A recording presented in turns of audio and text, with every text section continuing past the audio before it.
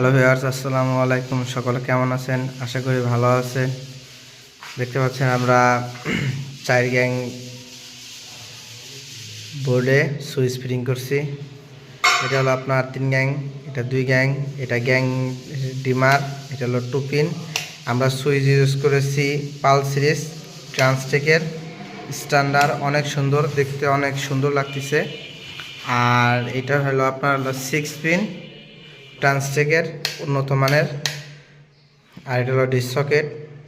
আর যারা এইসব সুইচ ব্যবহার করেন, লাগান, তারা অবশ্যই জানেন সুইচটা কেমন।